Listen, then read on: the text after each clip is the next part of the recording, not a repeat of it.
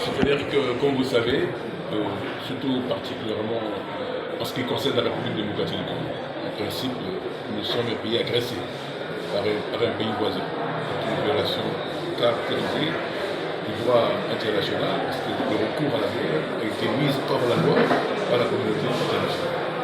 Mais il y a quand même des États qui sont considérés d'ailleurs même comme des États voyous, qui se passent l'observance de la réglementation internationale. Alors, concernant la République démocratique du Congo, on avait deux choix par rapport à cette élection. Ou bien une riposte militaire,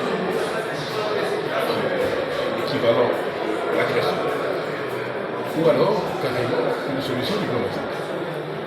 En l'espèce, tant au niveau national, un consensus est dégagé, vu les conséquences imprévisibles d'une guerre, c'est vraiment la guerre, on ne sait pas comment ça se termine. Et pour éviter d'ajouter des morts aux morts, je rappelle que les morts, les RDC est en train de tout faire pour la reconnaissance du génocide qui a eu en République démocratique du Congo. Par conséquent, il faut qu'on soit cohérent avec le monde. Si la solution diplomatique est exclue, la solution militaire est exclue, il ne reste plus que la solution diplomatique.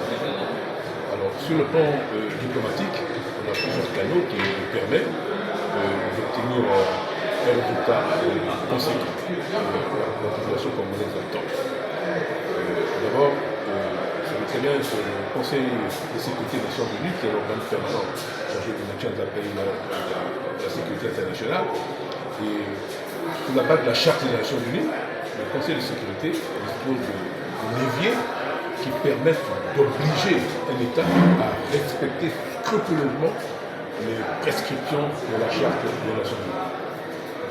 Que ça puisse faire par de menaces, ou alors carrément passer aux véritables sanctions. Les sanctions généralement visent certaines personnes, restriction de déplacement, gel des avoirs, mais en même temps, le Conseil de sécurité peut utiliser une véritable contrainte, d'où la question, et dans les relations internationales, il a été conçu la diplomatie coercitive. C'est justement un substitut à l'emploi de la force. Alors, ici, il peut y avoir un embargo, par exemple, pour prendre des mesures qui ont un impact direct dans la gestion d'un État, qui peuvent mettre un État en difficulté. C'est la solution que nous proposons aujourd'hui concernant la situation rwandaise, et ces mesures doivent être prises à l'encontre de l'agresseur, ce qui éviterait effectivement une riposte militaire. Alors, c'est pour cette raison que dernièrement, même au Conseil de sécurité des Nations Unies, auquel j'ai participé en tant que consultant, j'ai remarqué la position de chaque État membre du Conseil de sécurité par rapport à la République démocratique du Congo. Et je me suis rendu compte, effectivement, qu'il y a moyen d'actionner la diplomatie coercitive, parce que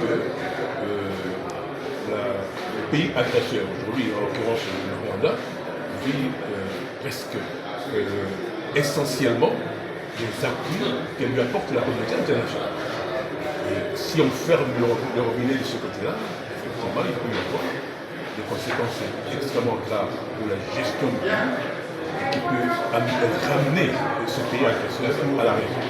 Parce que ce que nous voulons, c'est aussi l'application de la résolution 27 du Conseil de sécurité des Nations Unies, qui a imposé des obligations à chaque protagoniste du conflit, à savoir le Rwanda, la République démocratique du Congo, le 23, qui est le proxy du Rwanda.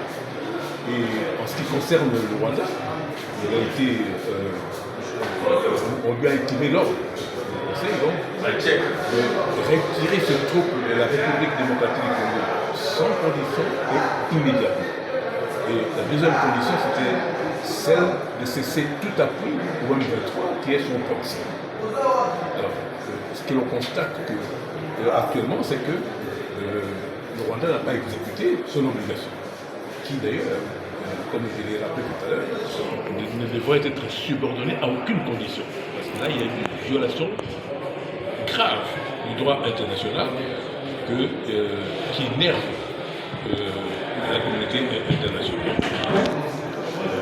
Par conséquent, puisque cette obligation n'a pas été exécutée et le Conseil ne disposant pas non plus d'un organe pour exécuter sa décision, ici, nous avons, fait appel à un membre prééminent du Conseil de sécurité, en l'occurrence les États-Unis d'Amérique, qui non seulement est la première puissance politique, et diplomatique et stratégique du monde, mais en même temps a des intérêts à défendre, d'après le deal que nous avons conclu, à défendre la République démocratique du Congo. Et ce pays est le seul qui puisse avoir un ascendant sur le chef d'État du pays agresseur. C'est pour cette raison que j'ai préconisé que dès lors que, indépendamment du tout, mais ça ne va pas durer, c'est-à-dire qu'en optant pour la diplomatie coercitive, ce n'est pas par faiblesse, ce n'est pas par capitulation, et encore moins faire preuve de défaitisme, mais c'est faire preuve de la réelle politique pour la survie de notre population.